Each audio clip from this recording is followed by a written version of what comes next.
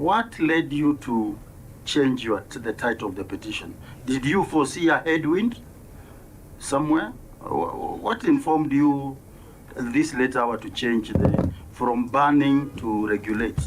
Chair, you know the definition of a petition, and a petition can have a prayer and an alternative prayer.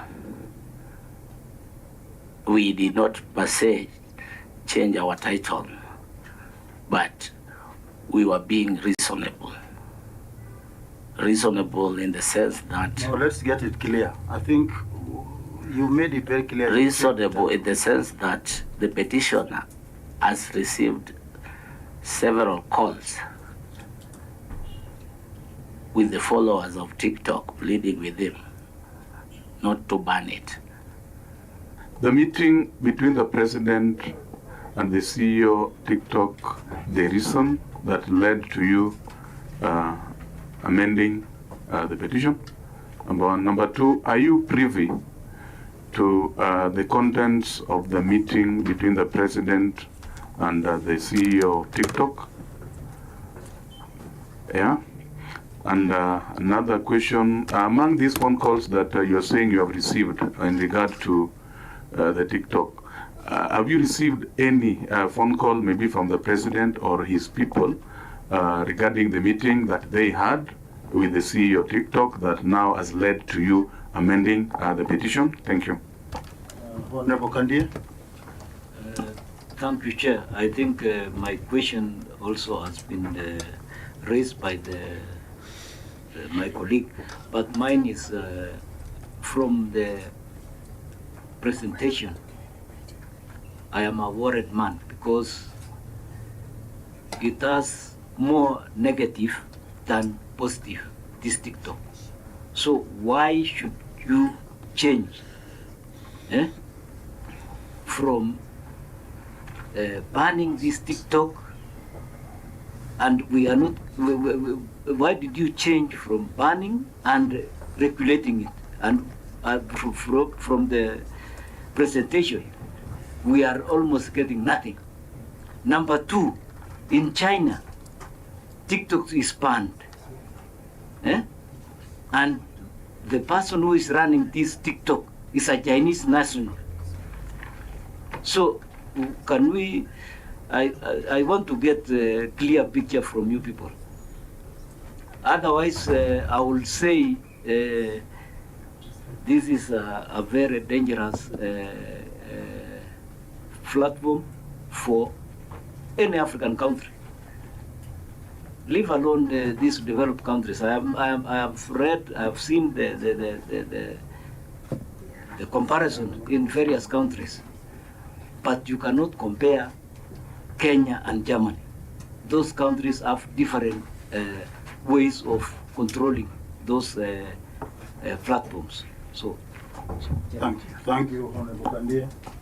Yes. Thank you, Chair, and thank you, the petitioner and the rest of the people. I think the question is just lingering on why you have decided to change from banning to regulating, because even from your presentation, you've given us that so many countries where this TikTok has been banned, including even where the social media app is owned. But still it's violating the Constitution from the legal presentation which you've been given, and you have cited so many parts. So I don't know why you want us to change it from banning to regulating. But my question goes to Dr. Ezekiel Mutua, who has been the CEO of Kenya Film Classification, and I think now is in the music board. I'm not sure exactly the name. But my question is, what is wrong with us Kenyans? And why I'm asking this is because you have told us that we are, the users in Kenya, I mean, we are number one in the world, the ones who are using the TikTok app. And also, when the other day we were discussing about WorldCoin in Parliament, and it was actually, this one was is registered elsewhere. It's registered in the US, and in the US, it's not being. It's banned. So, what is it a culture? Is it our laws? Or what is wrong with us? What is wrong with Kenya? Is it that we are lacking in regulation? Is it that we are lacking in morality? Why are we just embracing everything? Yeah, we are privy of the discussion between the president and the global CEO. Yeah, we saw it like any other person saw it on the media. Yeah, but we were not involved. But the only part that we were involved, the TikTok team from South Africa came to Kenya, and they invited the petitioner, and we had a meeting with them. Yeah, and that was it. And then there is no phone call that we've ever gotten from the State House, yeah, regarding our petition, and nothing can guide us. We cannot say that there's something that is guiding us from the call between the president, yeah, and the global CEO. So anything that has been happening the other side, we are not privy of. The reasons why we decided to change the petition from ban TikTok to regulating TikTok, it's just because of the TikTokers who've been calling us. We've had meetings with them. They've been pleading with us that when we appear before the committee, yeah, we need to also enlighten the committee that just a very small percentage of dirty content creators are the ones who are messing up the platform. But the majority of content creators, some are actually gaining. For example, I will tell you that there's a lady who's been earning quite some good money from TikTok, and she gets her money through corporates by advertising, and she's employed so many under her company. So those are the content creators who approached us, and we feel that if we ban it entirely, yeah, there are those who are going to lose on their livelihoods. So the second question I will give to Dr. Mtua. Thank you, Chairman, and thank you, Bob.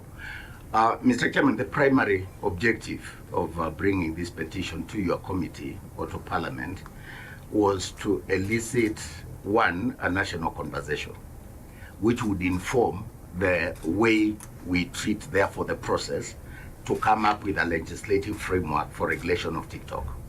Ideally, the word banning was to actually it is the way news is structured. When a dog bites a man, it is not news, but when a man bites a dog.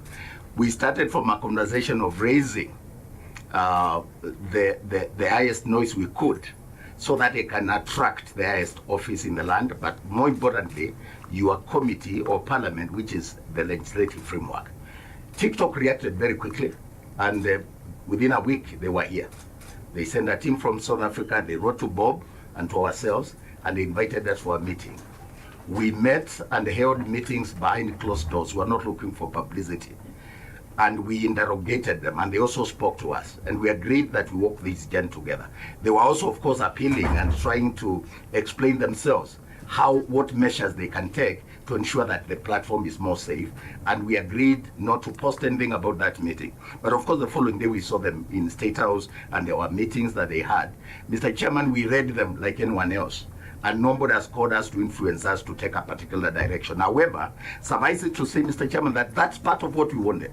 It was very good for us to see the president pick up this conversation with gusto, and during the national music festivals, I think in Eldoret, he said we will not allow this kind of inappropriate content on this platform. So that was okay, because he's also a Kenyan, and being the president, that gave us elevated the debate the way we wanted. There are many people, including members of Parliament, who have also encouraged us to go on with this conversation, but open it up. Because when you're approaching a matter as important as this, and in a country where technology is evolving, we thought it was important that we be open-minded rather than closed. So I think where we are right now is not a change of mind. Ultimately, Chair, the committee holds the latitude to move forward and to engage other parties, because there are government agencies also that are in this space that you need also to get in touch with. But more importantly, we are interested with you getting TikTok to make this platform relevant to Kenya and be regulated and make it a safe platform to promote our values and our culture.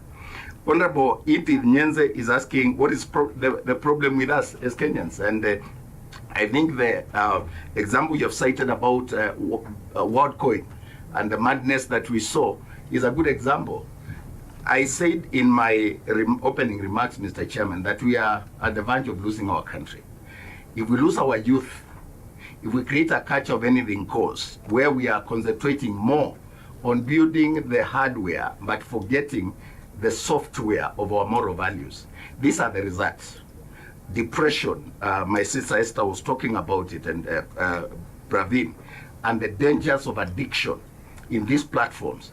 And I think there is some crave. I think it's our culture as Kenyans to embrace anything new, even when it is negative. I think if there was a bomb blast, God forbid, instead of people running away, they want to run and see. We are wired in a way that, like I think Michael Joseph, the former chairman of Safaricom, said, we are peculiar. We are peculiar in our behavior. But Chairman, our concern is not the adults who are peculiar in the manner in which they behave. It is how we model the values of our children. And I think that's why we are before this committee, to say that we cannot afford to neglect the power of social media in shaping the values of our children. While we can't take away technology from our children, it is the responsibility of the manufacturers and the software developers and those who develop such platforms to ensure that they comply with the laws of Kenya. I think Wakili Osewe has talked about the unconstitutionality of the use of TikTok, the soliciting of sex and the prostitution, the addictive nature of it that Professor talked about, and the likelihood of many children being hooked into this thing in the guise of making money.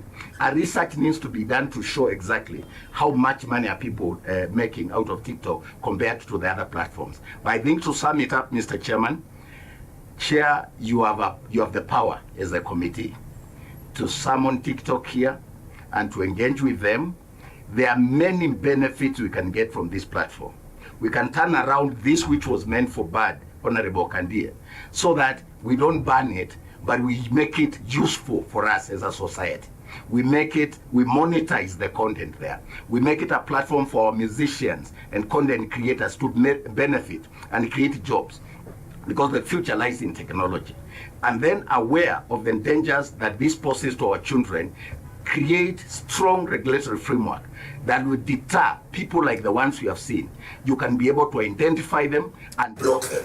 What we are looking at is a self-regulatory mechanism that is anchored in law, like the Media Council of Kenya, where journalists are regulating themselves, but there is a legal framework, so that if you do not abide by the code of ethics for the practice of journalism, as prescribed by the Media Council of Kenya, you can be taken to court.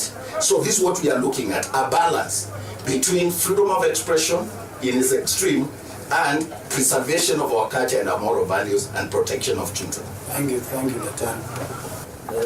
Chairman, I'm still not convinced, because from the onset you say the money which people earn is money generated in Kenya. Yes.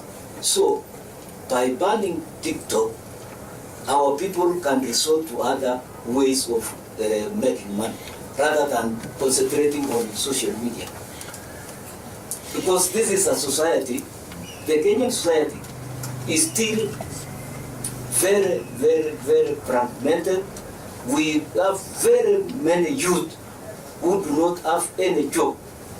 And the only alternative, if you allow them to continue using this app, they will never go to our farms, they will never go to any factory we are going to open very soon. So I still, I'm not convinced, because you say from the beginning that it is very little money on that platform. So I want us to still maybe have a conversation and see the benefits against these disadvantages. So I think I'm not convinced.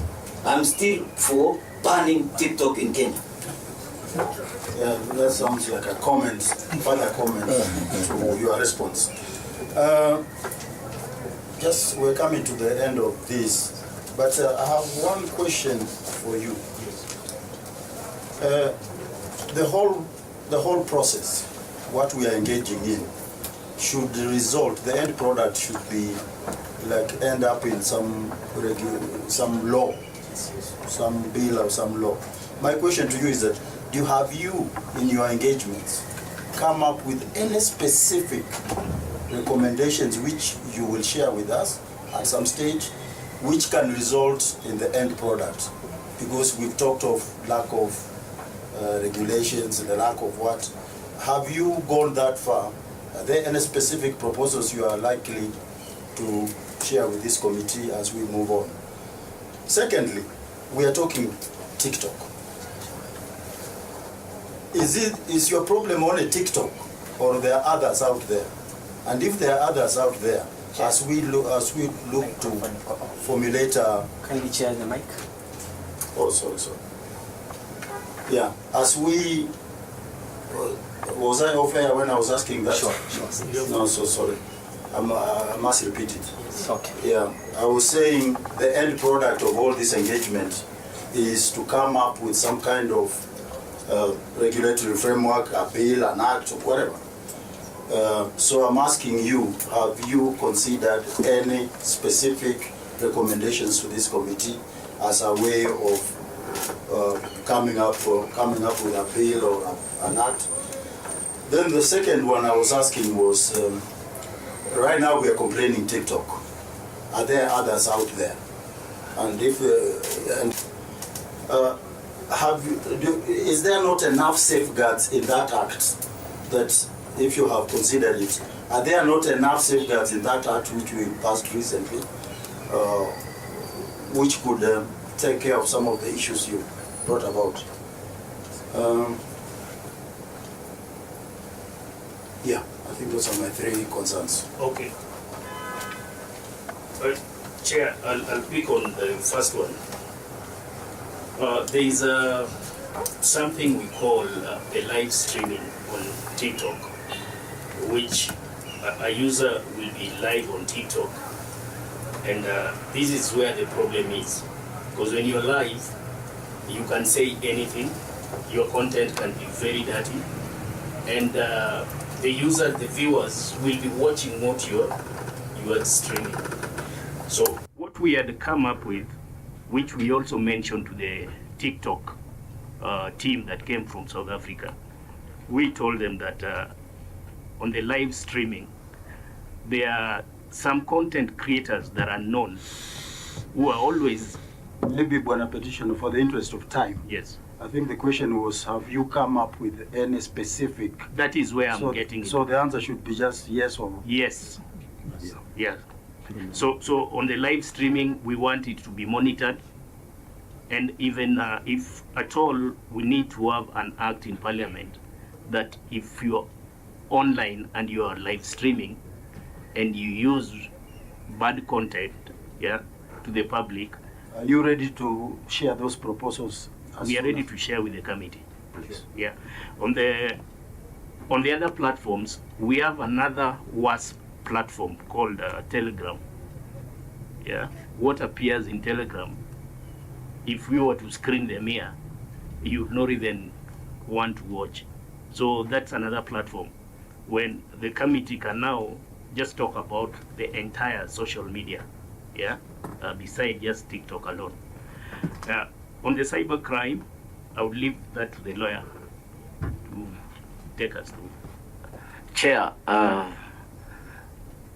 no law exists on its own. Laws are complementary in nature. Cyber Crimes Act complements with the Evidence Act and other laws. So there is no safeguard that Cyber Crimes Act can offer on its own without other acts complementing it. So there is no sufficient buffer provided by this Cyber Crimes Okay, Act. that's clear enough. I think we need to come to the end of this. I want to thank you, all of you, especially the petitioner, for bringing up. I know it's very topical, and it's a very sensitive matter. This committee will take up the issues. I want you to feel free if we feel that we need you back, because it's a wide area. Feel free to continue engaging us, and we take every petition very seriously because it's the concerns of the people of Kenya, and we are a bridge between that and what gets into the flow of the House. So we'll prosecute this matter as required. You have highlighted some other people or some other agencies who will talk to. Definitely will do that. So rest assured, we'll take this matter very seriously and we'll continue engaging. I want to thank you and again say Paule for the delays. These things happen sometimes. So I think with no much ado, I think we'll come to a close unless there is a very urgent closing remark from the petitioner only. No, just to thank you and the honorable members of this committee for giving us an opportunity. Chairman, we are very impressed with the manner in which you have taken this, and we urge you to engage with those other government agencies like Communications Authority of Kenya, Kenya Film Classification Board, even Media Council, and open this up for debate. We are hoping that, Chairman, eventually there will be public participation to determine. It's also important to listen to them. Chair, this is an important platform, and technology is important. And while I listen to what Honorable Kadia is saying in terms of the pros and cons of some of these platforms, anything that can be turned around and become beneficial to us is okay, Chairman, unless they don't play ball. So ours is to encourage a conversation that is open-minded to ensure that our content creators benefit from this and we protect our children and protect our moral values. Thank you, Chair. I thank you. You can take leave. Thank you.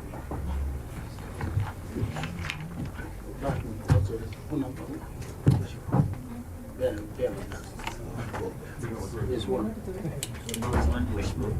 Kuna mheshimiwa.